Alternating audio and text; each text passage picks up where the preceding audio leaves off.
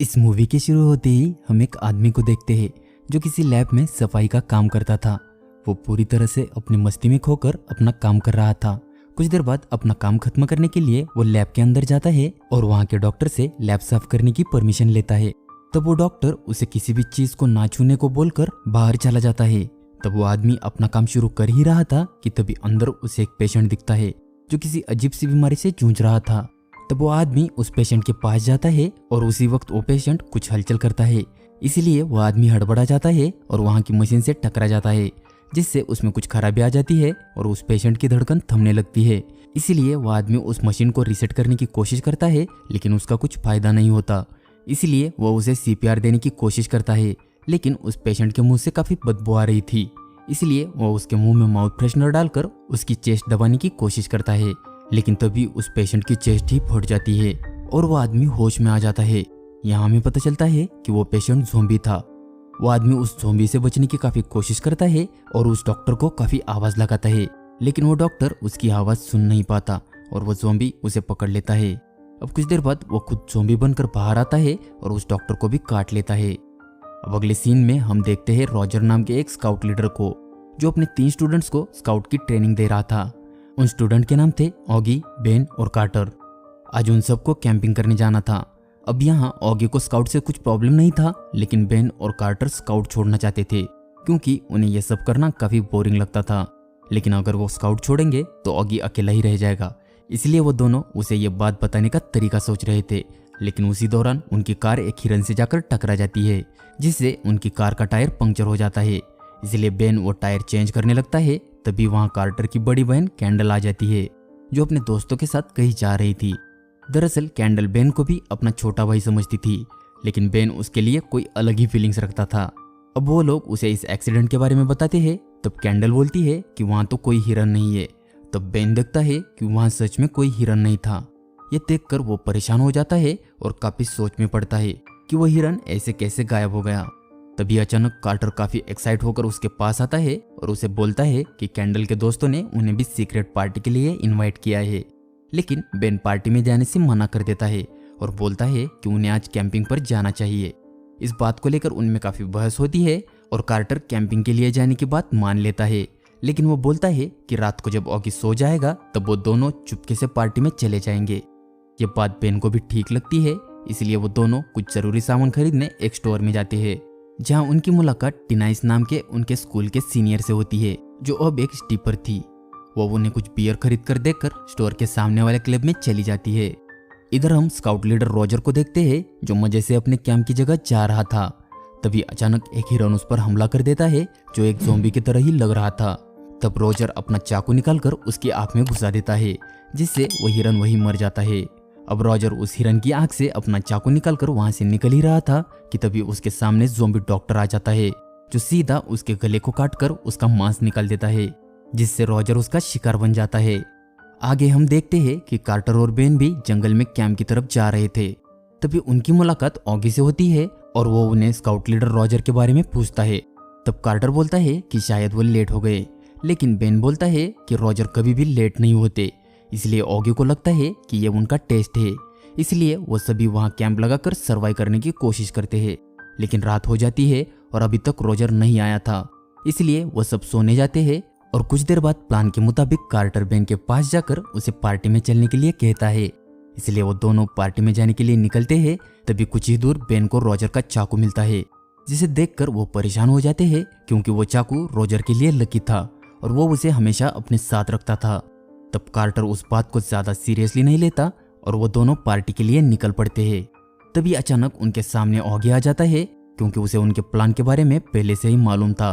तब कार्टर उसे स्काउट छोड़ने की बात बताता है, जिस पर ऑगी नाराज होकर वहां से चला जाता है।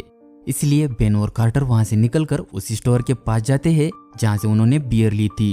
तब वो देखते हैं कि सामने वाले स्टीपर क्लब के बाहर गार्ड नहीं है, इसलिए मौके का फायदा उठाकर वो दोनों अंडर एज होने के बावजूद उस क्लब में चले जाते हैं, जहां वो देखते हैं कि पूरा का पूरा क्लब खाली था। तभी उनके पास एक स्टीपर आकर अपने जलवे दिखाना स्टार्ट कर देती है, इसलिए वो दोनों अपनी आंखें फाड़कर मजे ले रहे थे कि तभी डांस करते करते उस स्टीपर की गर्दन कट जाती है, जिसे देखकर वो घबरा जाते हैं। तभी वहां वो गार्ड आ जाता है, जो ज़ॉम्बी बन चुका था। वो आते ही उन दोनों पर हमला कर देता है। इसलिए कार्टर टेबल के नीचे छुप जाता है और बेन बाथरूम में भागकर छिप जाता है। लेकिन वो गार्ड ज़ॉम्बी वहां आकर उसे सूंघने लगता है। इधर कार्टर हालत का अंदाजा लगा ही रहा था कि तभी वो ज़ॉम्बी स्टिपर उस पर हमला कर देती है। लेकिन जैसे तैसे कार्टर एक टूटी बोतल उसके सर में घुसा देता है, जिससे वो ज़ॉम्बी स्टिपर मारी जाती है। इधर ज़ॉम्बी गार्ड बेन को पकड़ने ही वाला था कि तभी डेनियस उसे शूट करके मार देती है। इसके बाद वो तीनों मिलकर क्लब से बाहर आते हैं। तब उन्हें वहां काफी सारे ज़ॉम्बी दिखते हैं जो उन्हीं की तरफ बढ़ रहे थे। इसलिए वो सब भागकर कार में जाकर बैठते हैं और हड़बड़ाहट की वजह से बेन उस कार को रास्ते से ऊपर लाता है, जिससे उनकी कार का टायर निकल जाता है। तब डेनाइस अपनी गन से उन ज़ॉम्बीज को रोकने की कोशिश करती है और कार्टर और बेन जल्दी से कार का टायर बिठाने लगते हैं। और जब टायर लग जाता है तब वो सभी वहां से भाग जाते हैं। इधर ऑगी कार्टर और बेन से नाराज होकर कैप्टन रोजर के घर आता है, जहां वो रोजर को तो ढूंढ लेता है, लेकिन उस डॉक्टर ने किए हमले की वजह से वो भी ज़ॉम्बी बन चुका था। वो ऑगी पर हमला करने की कोशिश करता है, लेकिन ऑगी को समझ नहीं आ रहा था कि रोजर ऐसा क्यों कर रहा है। इसलिए वो बचते बचाते उसे काफी समझाने की कोशिश करता है और आखिर में किसी तरह रोजर को आग लगाकर उससे बचने में कामयाब हो जाता है। लेकिन ज़ॉम्बी रोजर अभी भी जिंदा था, इसलिए वो उसे एक चेयर से बांधकर वहां से निकल जाता है। इधर ये तीनों बचने के लिए पुलिस स्टेशन आ जाते हैं, जहां लगी नोटिस देखकर वो समझ जाते हैं कि पूरा टाउन खाली करवाया जा रहा है।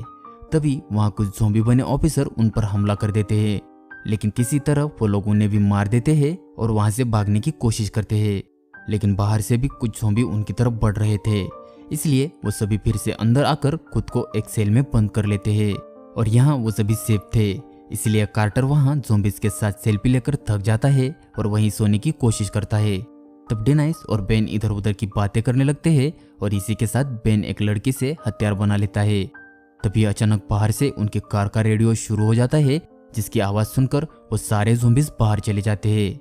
तब हम देखते हैं कि वो ऑगी था जो रेडियो ऑन करके छिप गया था।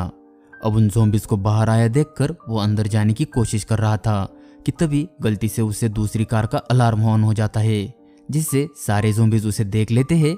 लेकिन किसी तरह वो अंदर जाता है और अपने हिडन टैलेंट से सेल का गेट खोल देता है।